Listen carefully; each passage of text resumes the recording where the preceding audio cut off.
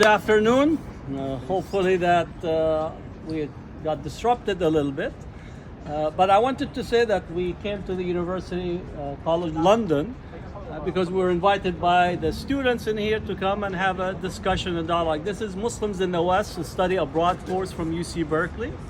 And we thought that the university is open, that the invitation will be recognized and accepted. Some of us went in there, but then two of our students were not allowed in.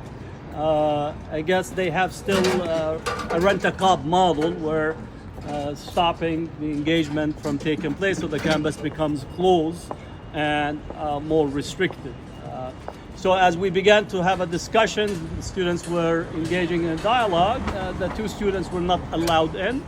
So we had to move from part of the campus out here in order to make sure that everybody is able to have the discussion and the conversation.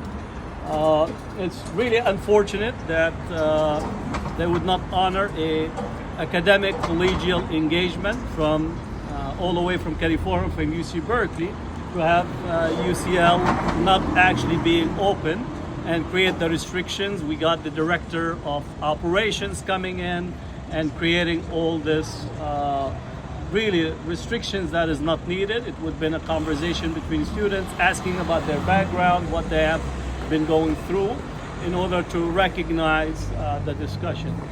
But if I want to put this into a larger issue, this is about the hyper surveillance state that we are experiencing.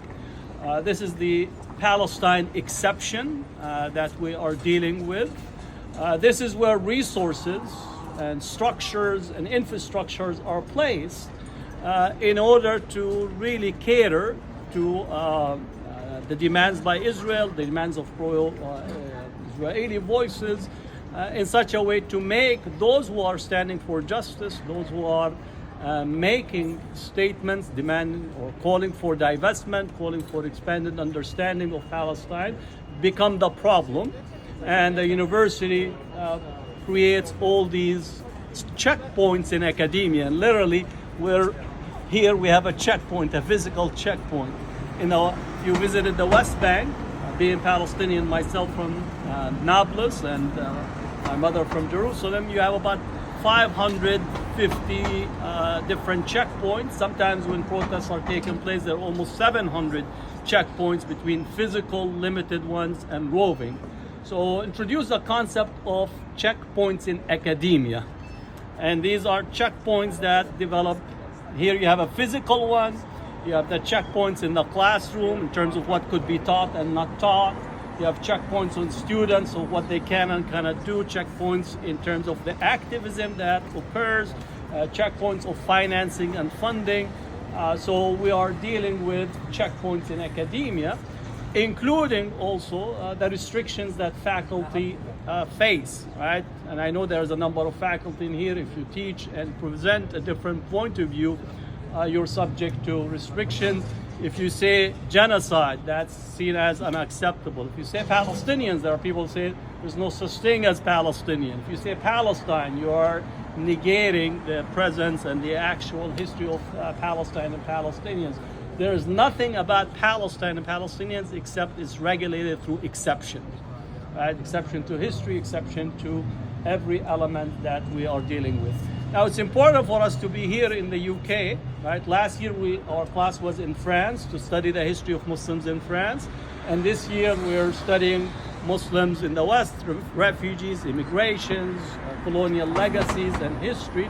And Britain has a long history of colonial legacy, right? Palestine, but also India, the Indian subcontinent, parts of Africa. They used to say that the British Empire, the sun never sits upon the British Empire, all right? But now it's shrinking, right? Maybe Scotland next, right? So now they barely have any sun. They have to go to Greece for a suntan, right? But in reality, often people say why you're here, especially you're having an election tomorrow. Well, we're here because you were there, and that's why we're brought over here to continue this cycle. We began to come to this part of the world because of colonial legacy. Sometimes bringing workers, Sometimes also during the enslavement period, people forget that between 15 to 20%, high of 25% of all the enslaved people were of Muslim background, both in here as well as in the Americas. That completely is erased. The only surviving documents that we have in America from the handwriting of the enslaved people is actually Arabic writing, either Quranic text or Maliki legal text and so on. And the first full biography of a enslaved person in the US is actually the biography of Umar ibn Sa'id. He wrote all his biography in Arabic, and it's available, people could read it and so on. So that's as we speak about the history and the legacy of colonization. Right? Palestine is the last settler colony to be commissioned. Right? You don't need to go far. Balfour, right? It's from this parts of town. Right? So Palestine was colonized in 1917 as the world beginning to end the era of colonization, and it continues into the 21st century. So that's the history and the legacy.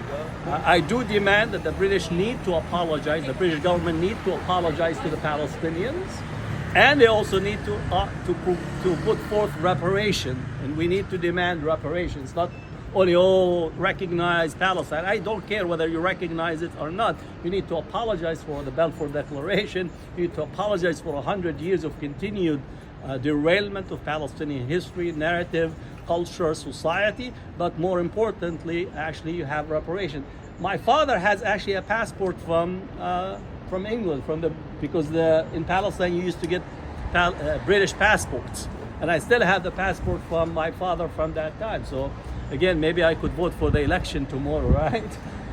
Is it the rights of blood or the rights of land that we're talking about? So where are these apologies, but also making sure that we have reparation? But what they're offering us is securitization. Rather than apology and reparation, is securitization, surveillance, continued targeting, and so on that we are going through. So this is really, I'm thanking them the fact that they actually presented us with a checkpoint. I was not planning on speaking in this, but I thank the University College of London for making the lesson so explicit, right? That we are so anti-Palestinian, we are so racist toward Palestinians, we're so racist that we actually will not allow our students to engage with students, which again under normal